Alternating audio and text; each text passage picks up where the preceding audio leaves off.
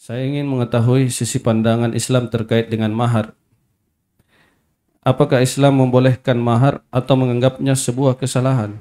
Dan jika mahar itu sebuah kesalahan, maka apa yang menjadi kewajiban seorang yang telah mendapatkan sebelumnya dan apa yang seharusnya ia kerjakan? Tapi mahar saya kira hal yang jelas ya. Mahar sesuatu yang jelas, artinya dalam pernikahan ya di antara syaratnya harus ada mahar, kan begitu ya kan, entah dibayar tunai maupun dicicil ya maksudnya utang ya, mau dibayar utang atau mau dibayar tunai nggak ada masalah, yang jelas harus ada mahar. Yang ditanyakan mungkin tentang masalah mahar, Mas kawin di sini atau panai begitu. oh panai mungkin ya.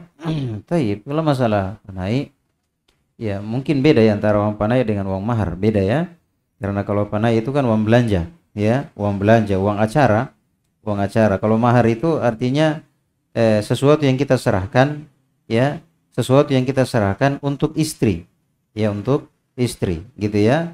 Ya termasuk syarat dari pernikahan harus ada mahar.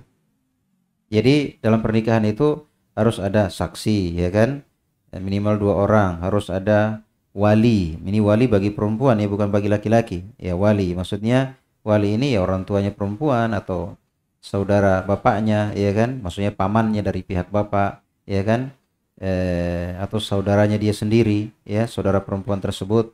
Ini yang jadi wali. Jadi ada saksi, ada wali, kemudian ada ijab kabul, ada terjadi ijab kabul, kemudian ada mahar, ada mahar. Maka bila mana ada 4 ini sah pernikahan ya kan, sah pernikahan. Yang penting ada saksi, ada wali, ada ijab kabul, ada mahar, sudah sah ya kan. Dan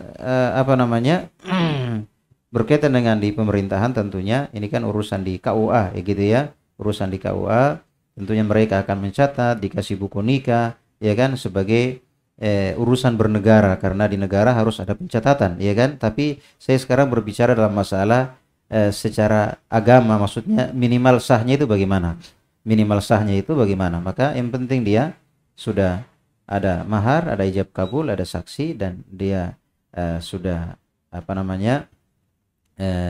ijab kabul, ada saksi, ada mahar, dan ada wali ya, dan tentunya dia menikah setelah keluar dari masa iddah ya, maka sah insyaallah pernikahannya. Adapun masalah uang panai itu lain ceritanya ya. Uang panai itu ini yang bikin berat tentunya ya, termasuk hal yang memberatkan ya bagi para jomblo sekarang ya, yaitu memikirkan uang panai. Kadang bertahun-tahun pergi merantau, bertahun-tahun pergi merantau atau menabung hanya untuk mengumpulkan uang panai ya. Padahal dalam Islam itu pernikahan yang paling bagus itu yang paling murah maharnya.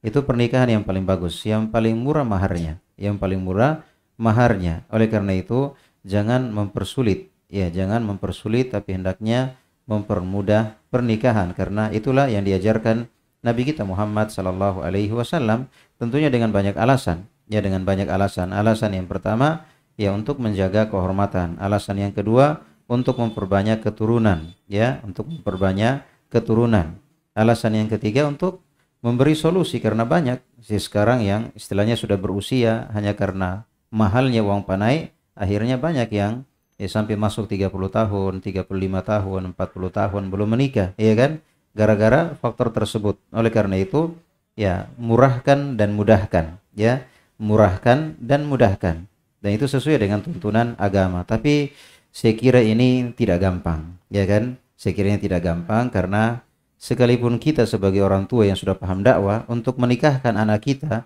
dengan cara yang mudah, murah, pasti kita berhadapan dengan keluarga.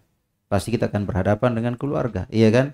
Ya, kita berhadapan dengan keluarga. Apa kata orang, apa kata keluarga? Nggak enak dilihat orang, kenapa acaranya biasa saja, iya kan? Akhirnya sekalipun dia sudah paham, ya mau tidak mau harus minta uang panai yang tinggi. Kenapa? Karena tuntutan dari keluarga, tuntutan dari keluarga. Tapi saya nggak berbicara tentang masalah tuntutan. Yang jelas kalau secara agama seperti itu, yang paling mudah, yang paling murah, itu yang paling bagus, itu yang paling bagus. Wallahu taala alam.